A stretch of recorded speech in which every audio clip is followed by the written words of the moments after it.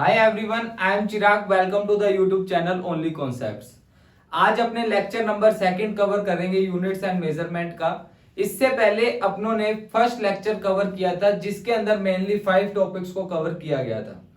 First topic था introduction to physics और second topic था उसका introduction to physical quantities. Then physical quantities के अपनों ने सब टॉपिक्स किए थे fundamental and derived physical quantities. Third topic था कि कैसे फिजिकल क्वांटिटीज का अपने मेजरमेंट करते हैं, measurement of physical quantities. Fourth topic था about the physical units and its characteristics. Physical units होती क्या है और उसके कुछ कैरेक्टरिस्टिक्स को देखा था। और जो फर्स्ट लेक्चर का लास्ट एंड फाइनल टॉपिक था वो था सिस्टम ऑफ यूनिट्स।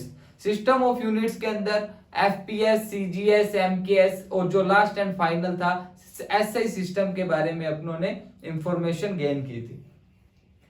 आज के लेक्चर के अंदर मेनली अपने एक ही टॉपिक को कवर करेंगे, सम कॉमन प्रैक्टिकल यूनिट्स, जिसके मैंने 2 टॉपिक्स सब टॉपिक्स किए हैं for measuring the distances.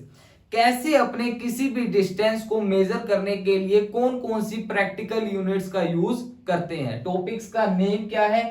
Practical units for measuring small distances and then practical units for measuring large distances.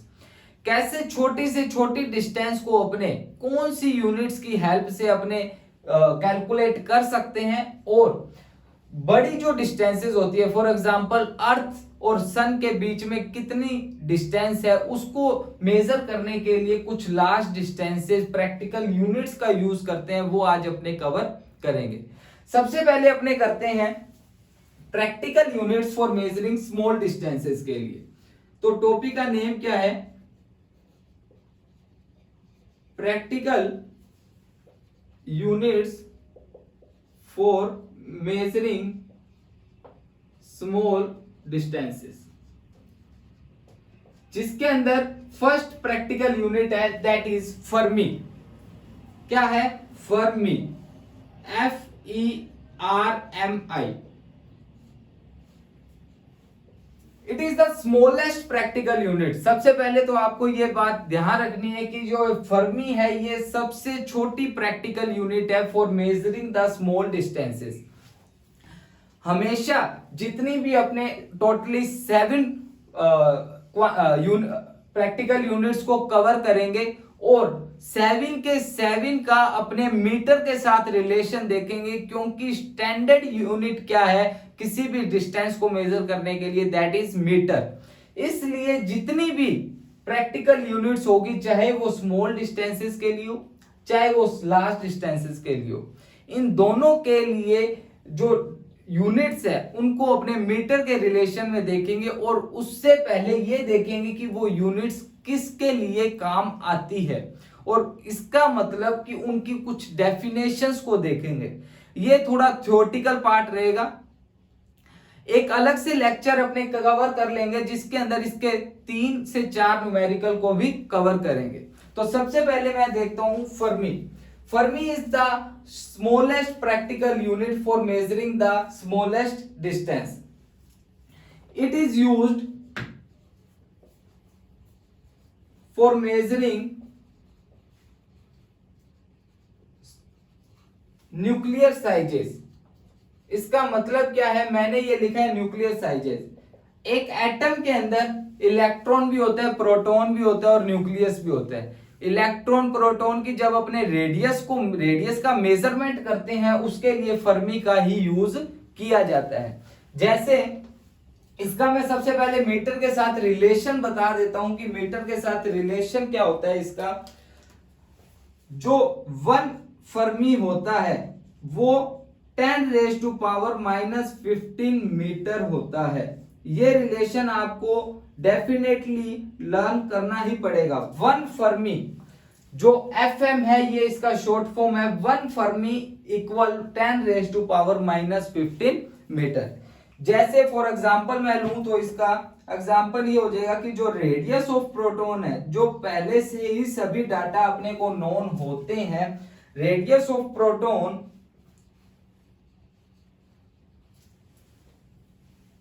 is 1.2 FM। इसका मतलब रेडियस ऑफ प्रोटॉन क्या हुआ मीटर के अंदर 1.2 इंटू 10⁻15 मीटर।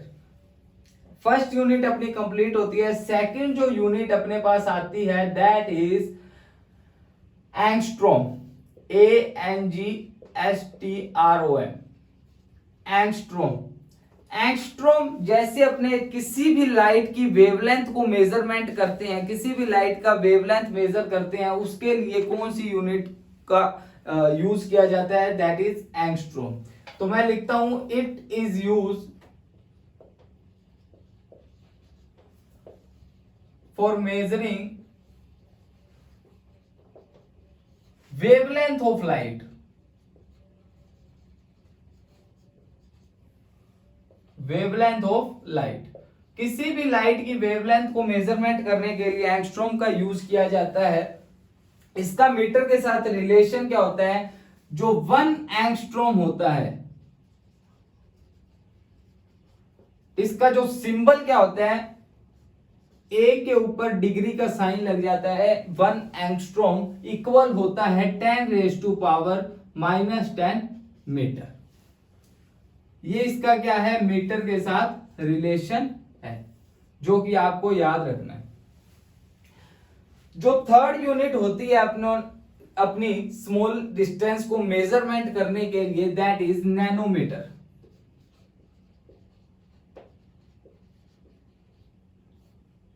नैनोमीटर का किस लिए यूज किया जाता है, आपने 10th क्लास में देखा होगा। नैनोमीटर किसी भी, इसका भी वेवलेंथ ऑफ लाइट के लिए यूज किया जाता है और इसका भी वेवलेंथ ऑफ लाइट के मेजरमेंट के लिए यूज किया जाता है। इट इज ऑल्सो यूज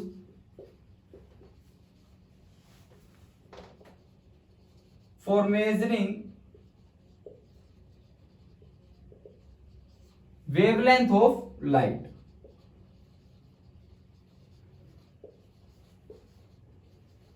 जैसे अब इसका रिलेशन देखते हैं अपने कि इसका मीटर के साथ रिलेशन क्या है। जैसे कि नेम से ही पता चल रहा होगा, नैनो आया है तो -9 का कुछ रोल है। तो 1 नैनोमीटर इक्वल, इसका जो शॉर्ट फॉर्म है nm और इसका रिलेशन है 10⁻9 मीटर। ये भी आपको याद रखना ही पड़ेगा। जो फोर्थ यूनिट है, smallest unit that is micron, जिसे माइक्रोमीटर भी बोल देते हैं, तो अपने माइक्रोमीटर ही लिख लेते हैं। इसका यूज एटम के लिए किया जाता है और इसका यूज बायोलॉजिकल जो सेल्स होते हैं उनकी रेडियस वगैरह को मेजरमेंट करने के लिए माइक्रोमीटर का यूज किया जाता है। तो मैं यहां लिख देता हूं it is use for measuring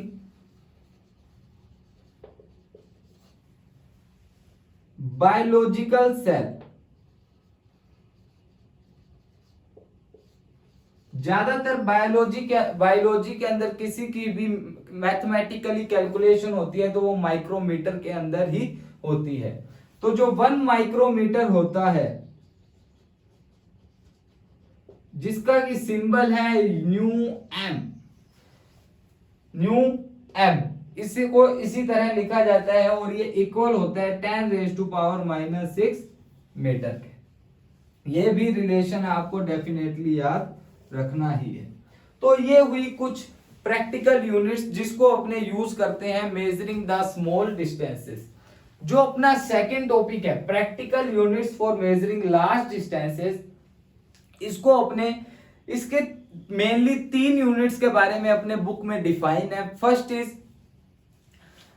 astronomical unit, first is light year, then astronomical unit, then parsec. ये 3 यूनिट्स को अपनों ने कवर करना है और इसकी मैथमेटिकली जो वैल्यू आती है मीटर के रिलेशन में उसको भी कवर करना है। और जो वो वैल्यू आई वो कैसे आई, कौन सी मैथमेटिकली वैल्यू से आई, वो भी कवर करेंगे। नोट कर लीजिए।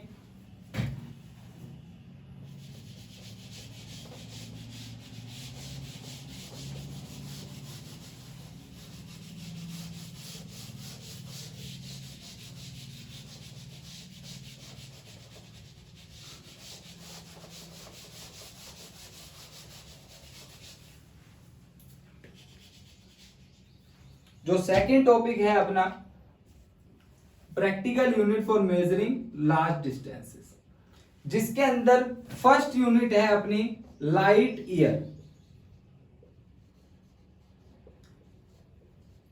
डेफिनेटली ये तीनों की तीनों यूनिट्स बहुत ज्यादा इंपॉर्टेंट है नीट, जेई और बोर्ड तीनों के ओवरव्यू से।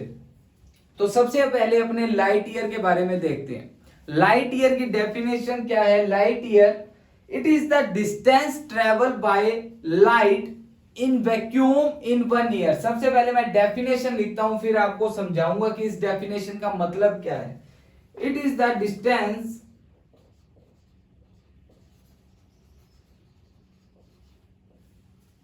traveled by light in vacuum in 1 year।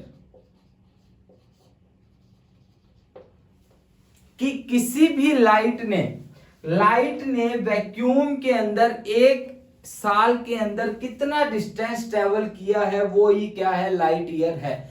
अब इसका मतलब क्या निकलता है? ये ऑलरेडी रेफरेंस माना गया है कि लाइट ने कितना 1 साल के अंदर वैक्यूम में ट्रेवल किया है।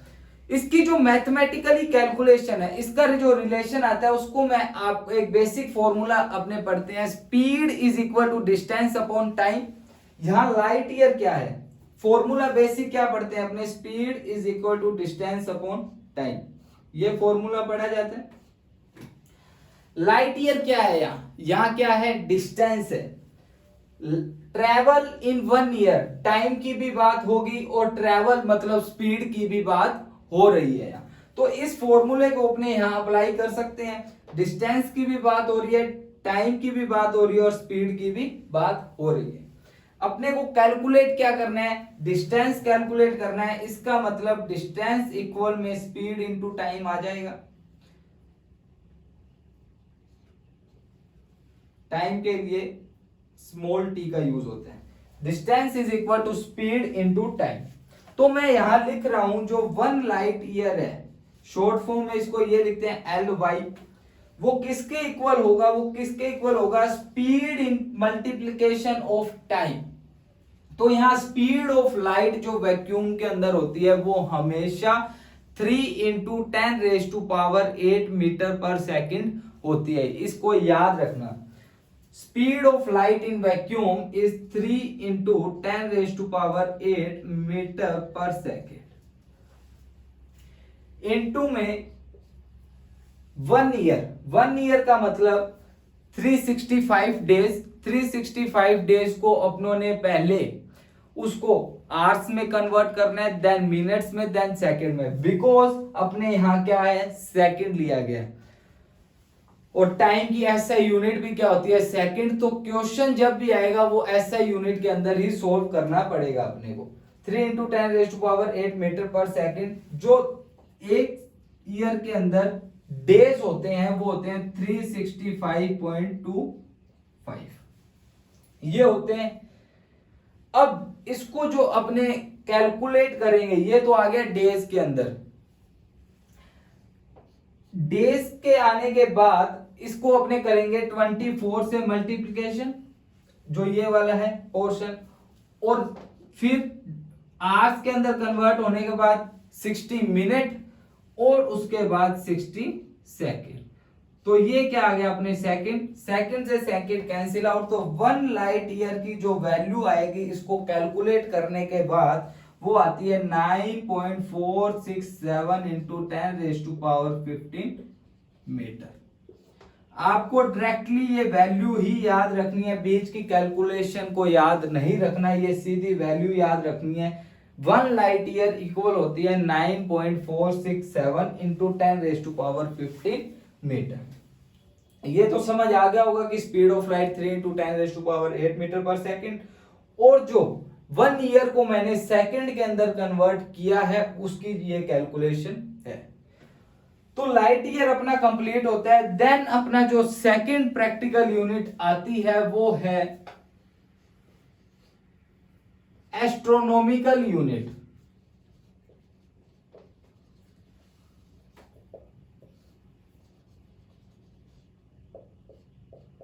एस्ट्रोनॉमिकल यूनिट अपने को क्या बताती है कि जो अपना मीन डिस्टेंस है अर्थ और सन का, इसको डेफिनेशन से ना समझते हुए पहले मैं डेफिनेशन लिख देता हूं, फिर अपने डेफिनेशन का मतलब समझते हैं। क्या? It is the mean distance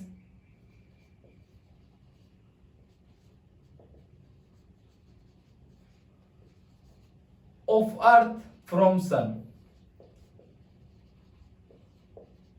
इसको अपने एग्जांपल से समझते हैं। अपनी अर्थ सन के चारों तरफ रिवॉल्व करती है। मान लीजिए ये सन है, ये अर्थ है, और ये भी अर्थ है, ये अर्थ है, और ये भी अर्थ है। चारों ओर राउंड किया।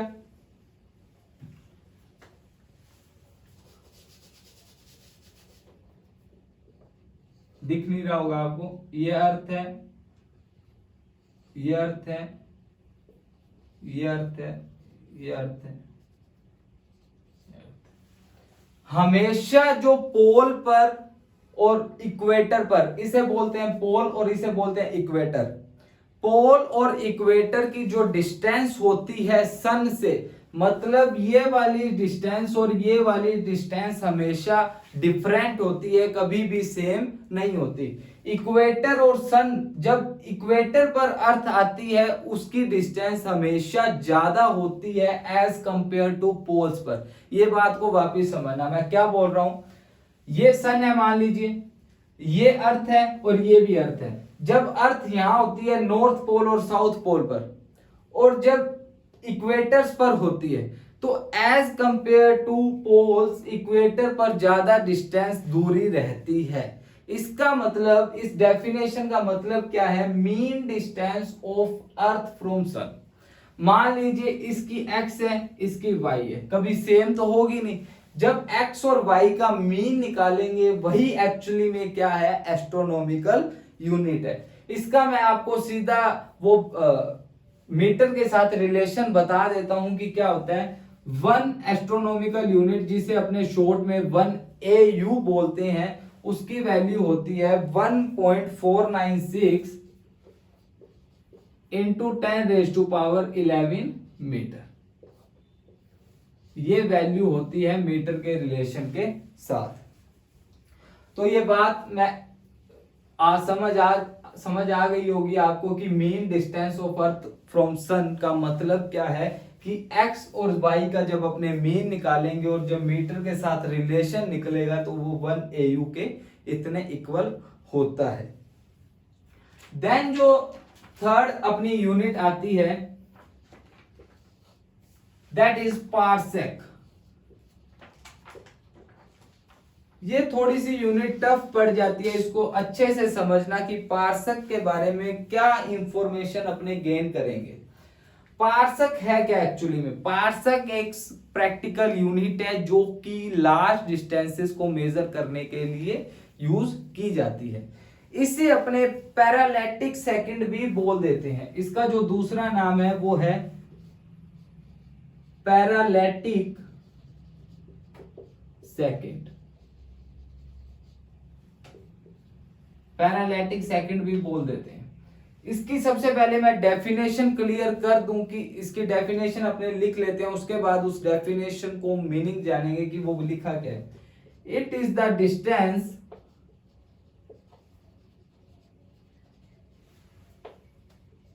at which an arc of length 1 astronomical unit, आपको अभी समझ नहीं आ रही होगी कि मैं डेफिनेशन क्या लिख रहा हूं, बट अभी अपने समझते हैं। It is the distance eight which an arc of length, arc कितनी अपनों ने खींची है, 1 AU की, एंड और जो अपनों ने एंगल सबटेंड किया है, and subtend an angle of 1 second. इसको अब अच्छे से समझते हैं अपने। पहले ये नोट कर लीजिए, मैं इरेज कर रहा हूं इसको।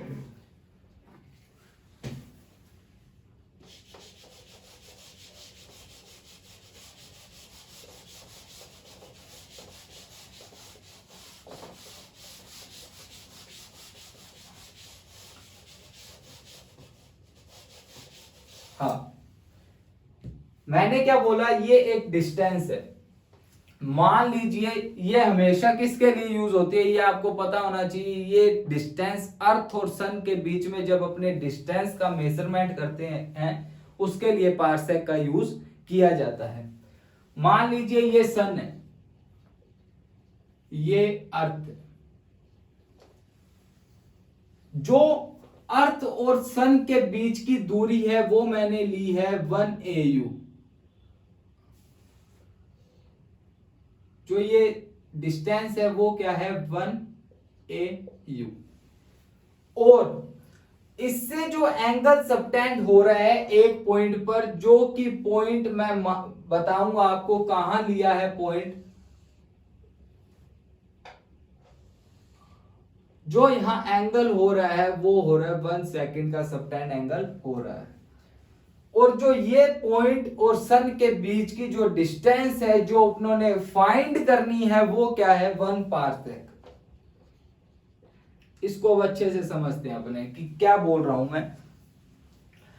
ये जो सन और अर्थ के बीच की, it is the distance eight which an arc of length 1 astronomical unit. कि 1 एस्ट्रोनॉमिकल यूनिट आर्क क्यों बनी, क्योंकि ये जो पॉइंट है वो इनफाइनाइट पर है। मतलब कि अपने को पता नहीं है कि ये पॉइंट कहां है। ये पॉइंट इतनी दूर है कि जब अपने इसका सर्कल बनाएंगे तब ये क्या बन जाएगी, एक आर्क बन जाएगी। ये भी ध्यान रखना कि 1 astronomical unit is a very very large distance, क्योंकि अपनों ने वैल्यू देखी है 10⁻11 मीटर। कोई एक एस्ट्रोनॉमिकल यूनिट छोटी डिस्टेंस नहीं है, बहुत बड़ी डिस्टेंस है। ये क्या है, जब ये पॉइंट काफी दूर होएगा और इसको मैंने मान लिया सेंटर O मान लिया। जब इसको सेंटर मानते हैं तब ये जो लेंथ है वो क्या बन जाती है, मान लीजिए ये सेंटर है। और जब मैं इसको पूरा राउंड अप करूंगा, सर्कल बनेगा जब, तो ये आर्क नहीं बन जाएगी। तो इसलिए बोला है at which an arc of length 1 astronomical unit. और जो इस पॉइंट पर जो एंगल बनता है, angle of 1 second at A point, वो कितना बना, 1 सेकेंड का। और जो एंगल बनता है 1 second is a very very small angle. 1 second बहुत छोटा एंगल है। जब इसकी कैलकुलेशन करेंगे तब आपको पता चलेगा कि 1 सेकेंड कितना छोटा एंगल है। तो इसकी जब मैं कैलकुलेशन करता हूं, एक पिछले लेक्चर के अंदर भी जब अपने सप्लीमेंट्री क्वांटिटीज के बारे में देखा था, उसके अंदर एक यूनिट देखी थी, प्लेन एंगल क्वांटिटी देखी थी। Plane angle is equal to arc upon radius. ये सभी ने पढ़ा हुआ है क्या, angle is equal to arc upon radius. ये हर जगह यूज होगा, अगर नहीं पता तो अब याद कर लीजिए, angle is equal to arc upon radius. यहां निकालना क्या है, यहां जो 1 एस्ट्रोनॉमिकल यूनिट है, जो मैं मान लेता हूं आर्क को L, रेडियस को R, और इसको मान लेता हूं मैं थीटा। डाटा क्या गिवन है, डाटा गिवन है, आर्क दी हुई है, एंगल दिया हुआ है, निकालना क्या है, रेडियस निकालना है। अगर ये सर्कल है और ये पूरा का पूरा राउंड अप कर रहा है, सॉरी ये सेंटर है, ये पूरा का पूरा राउंड अप कर रहा है, तो इसका मतलब इस सन से लेकर इस पॉइंट पर डिस्टेंस क्या होगी, ऑब्वियस है रेडियस होगी। तो अपने को फाइंड क्या करना है, आर फाइंड करना है, और एल और थीटा अपने को गिवन है। तो सबसे पहले इस फॉर्मूला का यूज करते हुए अपने पार्सेक की वैल्यू फाइंड करेंगे। आप सीधा भी याद रख सकते हैं पार्सेक की वैल्यू, बट डाटा पता होना चाहिए कि डेफिनेशन का यहां मतलब क्या है। जो थीटा है, थीटा दिया हुआ है, पहले मैं थीटा को सोल्व कर लेता हूं। थीटा दिया हुआ है 1 सेकेंड। जब अपने इस 1 सेकेंड को डिग्री के अंदर और डिग्री के बाद रेडियन के अंदर, ये जो बात बोल रहा हूं मैं, डिग्री के बाद रेडियन के अंदर जब अपने इसको सोल्व करेंगे, because angle is measured in 2 types, एक तो होता है डिग्री और एक होता है रेडियन। जब बेसिक कवर किया होगा आपने तो आपको पता होगा डिग्री और रेडियन के अंदर क्या रिलेशन होता है। तो जब मैं 1 सेकंड को सबसे पहले 1 मिनट के अंदर चेंज करूंगा तो 1 मिनट के चेंज करने पर मैं किससे डिवाइड कर दूंगा 60 से। फिर मैं 1 मिनट को डिग्री के अंदर चेंज करूंगा तो किससे कर दूंगा वापिस 60 से डिवाइडेशन कर दूंगा। और जब मैं ये डिग्री में आंसर आ चुका है और जब मैं डिग्री को ये किस में आ गया डिग्री में, जब मैं इस डिग्री को रेडियन में चेंज करूंगा तब क्या आ जाएगा इंटू पाई बाय 180 से जब मैं मल्टीप्लीकेशन करता हूं तो ये आंसर आ जाता है अपना रेडियन में।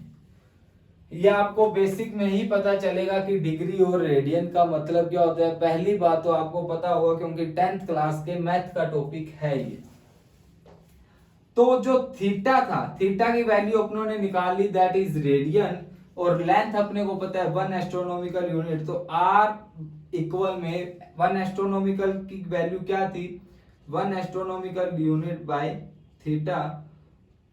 तो R equal 1/1.496 into 10⁻11 metre upon में 1/3600 इंटू पाई बाय 180 रेडियन। जब इसको अपने सोल्व करते हैं तो इसकी वैल्यू अपने पास आती है 3.08 इंटू 10⁻16 मीटर। अगर आप चाहो तो इस वैल्यू को सीधा याद कर सकते हो 1 पार्सक इक्वल में 3.08 इंटू 10⁻16 मीटर। नॉर्मली बच्चे इसको सीधा ही याद करते हैं क्वेश्चन के अंदर इस वैल्यू का सीधा ही इंपॉर्टेंस होता है। अब एक छोटा सा क्वेश्चन आ जाता है कि पार्सक बड़ा है, एस्ट्रोनॉमिकल यूनिट बड़ी है या फिर लाइट ईयर बड़ी है। तो इसका एक ऑर्डर आपको हमेशा याद रखना है। हमेशा पार्सक सबसे बड़ा होता है क्योंकि 10⁻16 है।